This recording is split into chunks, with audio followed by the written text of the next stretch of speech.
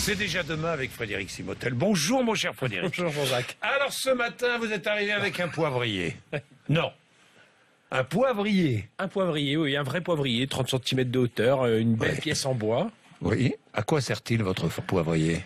À faire du poivre tout d'abord, à assaisonner un peu ses du salades. Poivre, non, quand même. Mais aussi, vous savez, souvent... avril, là, c'est une chronique. Ça. Non, mais J'ai une super salière aussi, vous faites ça, il y a des sels qui oui, il y a des sels qui Vous tombent. allez ouais. comprendre tout de suite. Mais non, mais je me méfie avec Frédéric Simotel. Parmi nous, il y a quelques pères de famille, puis souvent on a un peu de mal avec l'aîné qui est le nez dans son smartphone, la cadette qui est avec sa tablette, le petit dernier qui est devant sa console de jeu. Mais Ouais, il suffit d'interdire, de dire non. Eh bien, en tout cas, Si les parents disent non.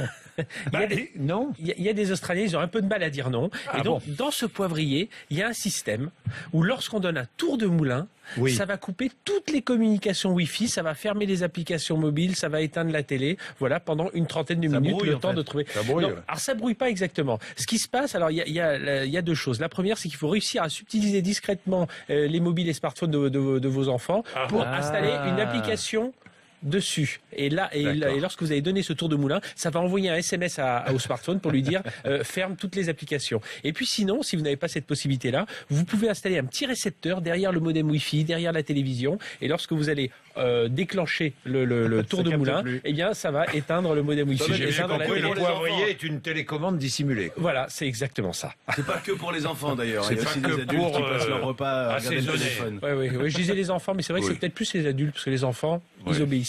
Bon, vous avez aussi déniché, toujours à la foire de Paris, vous êtes, dites-moi, vous n'arrêtez pas d'arpenter. C'est juste à côté des des studios des mais j'ai compris.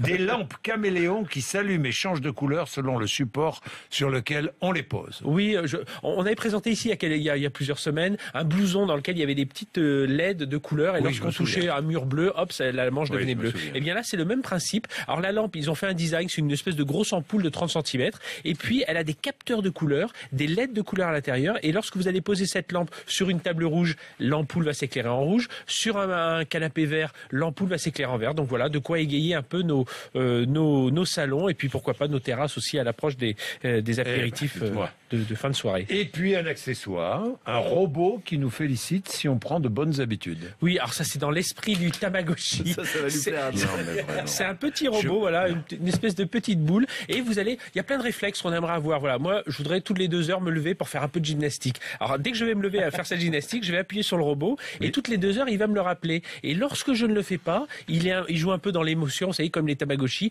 Il va ronchonner, il va m'envoyer il va me dire, voilà, On devrait mettre ça, Jean-Jacques, juste à côté là. Non, votre robot, il serait déjà à l'autre bout de la pièce. Il va un peu râler. Donc voilà, donc c'est un petit robot pour les réflexes. Mais là, je le présente de façon un peu ludique, mais on commence à travailler dessus avec des applications de santé pour des problèmes comportementaux. Merci, mon cher Frédéric.